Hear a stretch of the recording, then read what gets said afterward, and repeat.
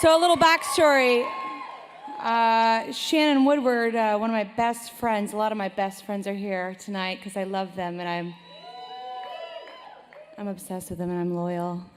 And they've taught me pretty much everything I know. But Shannon, actually, I used to sleep on her couch. And I was couch surfing on her couch, and I used to eat her frozen chicken tenders from Trader Joe's. They were so good. Here's the thing about that woman. We've kind of like raised each other. I'll get into it in a second, but basically, one time I said, oh, I'm not a feminist because, I don't grow hair underneath my arms and stuff like that because I really didn't understand what that meant. And she lovingly pulled me aside as the strong woman she is and great friend, and those are great friends. And she goes, hey, this is what the word feminist means. And I was like, what? This whole time? I'm a feminist.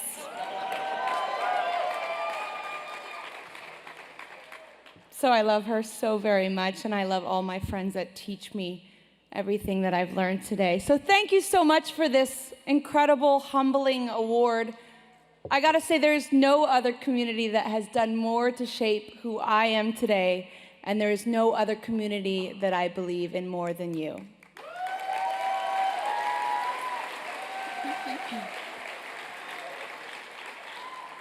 This community here tonight has achieved more progress toward a more perfect union in a short amount of time as any group in our history.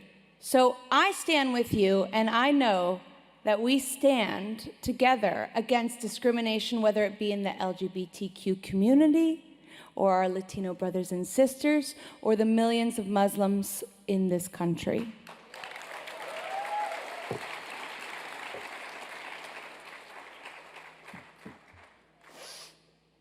I'm just a singer-songwriter, honestly. I speak my truths and I paint my fantasies into these little bite-sized pop songs. For instance, I kissed a girl and I liked it. Truth be told, I did more than that. And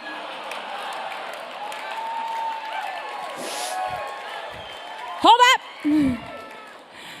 But B, how was I going to reconcile that with a gospel-singing girl raised in youth groups that were pro-conversion camps? What I did know is that I was curious. And even then, I knew sexuality wasn't as black and white as this dress. And honestly, I haven't always gotten it right.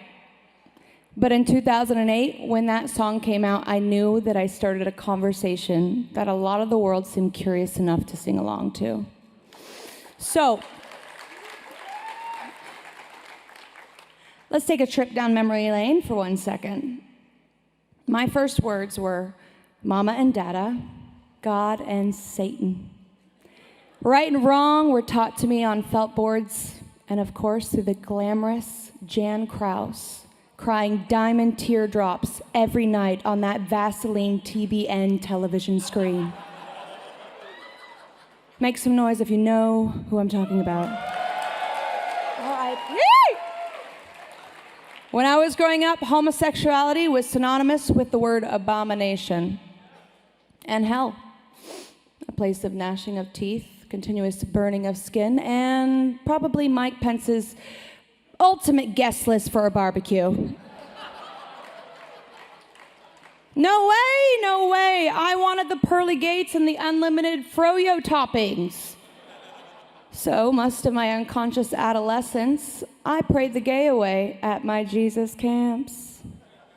But then, in the middle of it all, in a twist of events, I found my gift. And my gift introduced me to people outside my bubble. And my bubble started to burst. These people were nothing like I had been taught to fear. They were the most free, strong, kind, and inclusive people I have ever met. They stimulated my mind, and they filled my heart with joy, and they freaking danced all the while doing it. These people are actually magic, and they are magic because they are living their truth. Oh my goddess, what a revelation, and not the last chapter of the Bible. Suffice to say, it's been a long road for me, and I'm sure a long road for many of you out there. I know it doesn't always feel safe to live out who you are. But here's the thing, though, I would have not chosen a different road. Priceless lessons have been learned. The path of discovery has made me, has tested me, and forever changed me. You don't get to choose your family, but you can choose your tribe. Many of the people I admire and trust and work with belong to the LGBTQ community. And without them, I'd be half of the person I am today. My life is rich in every capacity because of them. They are trusted allies that provide a safe space to fall, to not know it all, and to make mistakes. These are the people I hold dear. See, I hope I stand here as real evidence for all that no matter where you came from, it's about where you are going, and that real change, real evolution, and real perception shift can happen. If we open our minds and soften our hearts, people can change. Believe me, it would have been easier just to stay the whipped cream, tit-spraying, poppy light, fluffy fun anthems by the way of animal totem singing girl who was basically somewhat neutral in a stance, and just that more hugs could save the world. No way. No longer can I sit in silence. I have to stand for what I know is true, and that is equality and justice for all, period.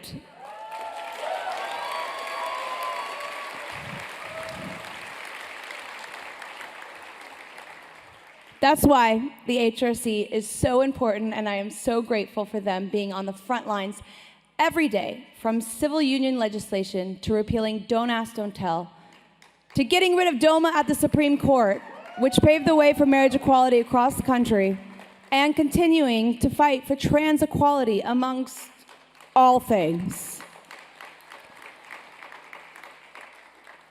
I don't have to tell you that we have a lot more to do. We have to create a safe space for us to ask questions of ourselves and others and to keep the conversation going. Because the loudest voice in the room or on your TV set isn't always right. But that little voice inside of you pushing you to discover who you are is a trusted friend. None of us have the answers, or all of them at least. But it's time to lead with empathy and grace and compassion now more than ever, to find the unity we need now. I'll never cease to be a champion, an ally, a spotlight, and a loving voice for all LGBTQ identifying people. Whatever your sexuality, your gender, your preferred pronouns blossom to be, we all know it ain't so black and white. And I will continue to champion the people that have been a champion for me. Many friends and loved ones from the LGBTQ family have raised me into the woman I am today. And I want to dedicate this award to one of my greatest champions of my life, my manager, Bradford Elton Cobb III.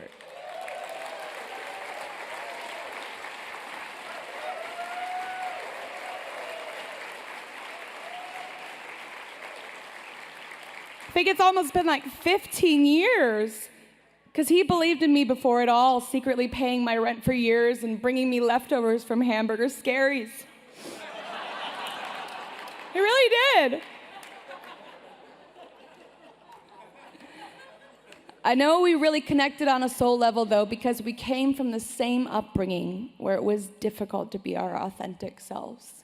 We had similar struggles breaking out of our suppressive shells, but we kept inspiring each other, challenging each other, and retiring our past frame of mind. We broke the cycle, and now we're living our best, most authentic lives.